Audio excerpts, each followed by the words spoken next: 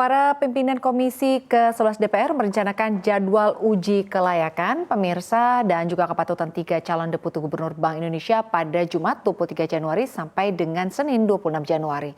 Setelah uji kelayakan dan kepatutan digelar dalam periode tersebut terhadap 3 calon yakni Thomas Djiwandono, Diki Kartikoyono, dan Solihin M. Djuro yang akan menggantikan posisi Juda Agung karena mengundurkan diri, di mana penetapan hasilnya akan dilakukan pada Senin dan akan ditetapkan dalam rapat paripurna pada hari Selasa 27 Januari. Wakil Ketua Komisi 11 DPR Fauzi Amro mengatakan rancangan jadwal itu akan ditetapkan dalam rapat internal Komisi 11 yang digelar pada siang tadi. Terkait rancangan jadwal tersebut sebelumnya diungkapkan oleh Ketua Komisi 11 DPR Muhammad Misbakun seusai menghadiri Outlook Perpajakan dan Partnership Gathering IKPI tahun 2026 Jakarta. Ia menyebut jadwal fit and proper test kepada para calon telah disepakati antara pimpinan komisi dan ditetapkan dalam rapat komisi. Sebagaimana diketahui, Menteri Keuangan Purbaya Yudi Sadewa mendukung Thomas Djiwandono yang diusulkan sebagai Deputi Gubernur Bank Indonesia. Thomas kini masih menduduki posisi Wakil Menteri Keuangan serta Bendahara Umum Partai Gerindra. Dalam beberapa bulan terakhir, Thomas diutus oleh Purbaya untuk mengikuti rapat Dewan Gubernur Bank Indonesia. Ini artinya Thomas sudah cukup akrab dengan cara kerja maupun kebijakan Bank Indonesia. Sementara itu, posisi Wakil Menteri Keuangan yang ditinggalkan Thomas kabarnya akan diisi oleh Juda Agung. Juda sebelumnya adalah Deputi Gubernur Bank Indonesia yang baru saja mengundurkan diri.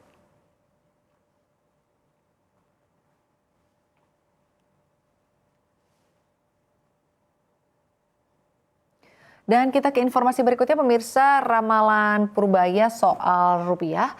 Menteri Keuangan Purbaya Yudi Sadewa minta publik untuk tidak panik melihat pergerakan nilai tukar rupiah. Meskipun kini dolar Amerika Serikat nyaris menembus level Rp17.000 per dolar Amerika Serikat, namun Purbaya meyakini rupiah akan segera menguat. Purbaya menegaskan ekonomi Indonesia akan tumbuh lebih tinggi ke depannya. Ini akan mempengaruhi persepsi investor sehingga menempatkan modalnya di dalam negeri. Hal ini terlihat dari indeks harga saham gabungan atau IHSG yang telah menembus level tertinggi atau all time high dan rupiah diketahui sempat melemah ke level Rp16.935 per dolar Amerika Serikat sekaligus mencetak level penutupan terlemah sepanjang sejarah. Ekonomi Indonesia pada 2025 diyakini akan tumbuh 5,2% atau sesuai target. Sementara itu pada tahun ini Purbaya menjanjikan ekonomi tumbuh 6%. Sederet kebijakan yang mendukung antara lain pelonggaran likuiditas, perbaikan iklim investasi, dan juga kolaborasi dengan moneter. Purbaya juga membantah jika pelemahan rupiah ini dikaitkan dengan pengajuan Thomas Djiwandono sebagai Deputi Gubernur Bank Indonesia oleh Presiden Prabowo Subianto ke Dewan Perwakilan Rakyat.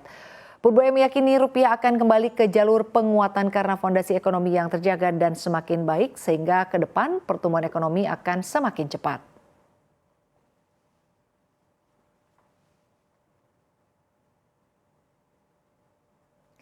Kita ke informasi berikutnya, pemirsa, ada kabar terkait netizen Malaysia yang mohon ke Amerika Serikat. Kedutaan Besar Amerika Serikat di Kuala Lumpur baru-baru ini memicu gelombang reaksi yang tidak terduga dari netizen Malaysia setelah mengunggah sebuah citra satelit yang memukau dari ruang angkasa.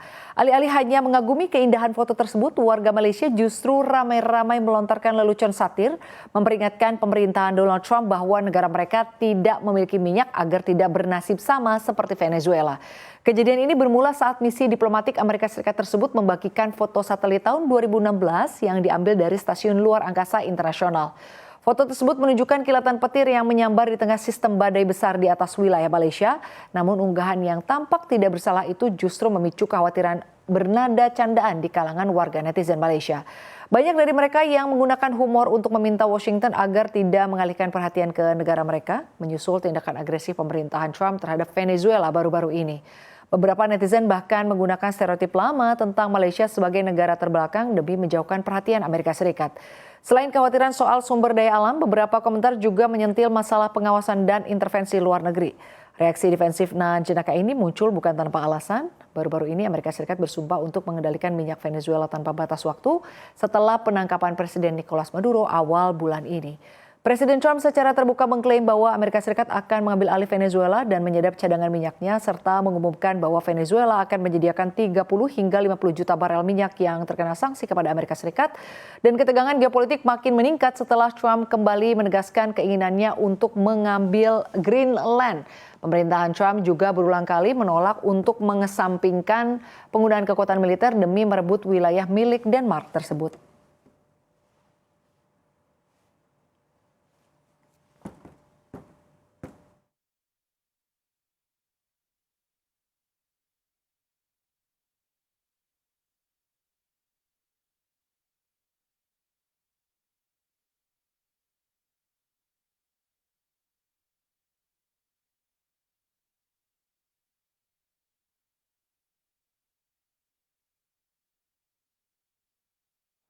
Ya pemirsa, kita ke informasi berikutnya. Pemirsa, ya ini terkait China yang jadi penyelamat Tesla. Kanada yang merupakan sekutu erat Amerika Serikat tiba-tiba merapat ke China.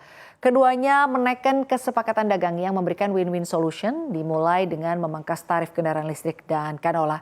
Perdana Menteri Kanada Mark Carney mengungkapkan kedua negara berjanji untuk menghapus hambatan perdagangan sambil menjalin hubungan strategis baru.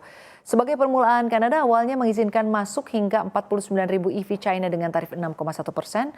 Menurut Carney, setelah pembicaraan dengan para pemimpin Cina termasuk Presiden Cina Xi Jinping.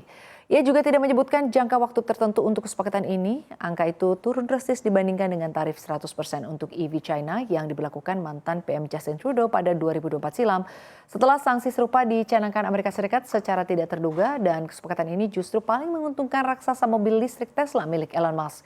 Meskipun banyak produsen EV Cina yang bisa mengambil kesempatan untuk mengekspansi ekspor ke Kanada, Tesla memiliki keunggulan karena pada 2023 lalu sudah melengkapi peralatan di fasilitasnya di Shanghai. Pabrik Tesla di Shanghai merupakan yang terbesar dan yang paling efisien biayanya secara global. Dari pabrik tersebut, Tesla mengembangkan dan mengekspor unit model Y yang spesifik untuk Kanada. Dan pada tahun 2023, Tesla mulai mengirimkan mobilnya dari Shanghai ke Kanada dan mampu menggenjot pertumbuhan impor EV ke Kanada dari China ke pelabuhan terbesarnya Vancouver sebesar 460% secara tahunan atau sekitar 44.356 unit di tahun 2023. Namun skema itu terpaksa berhenti pada 2024. Tesla terpaksa mengapalkan EV ke Kanada melalui pabriknya di Amerika Serikat dan Berlin setelah Ottawa menerapkan tarif 100% untuk impor EV dari China.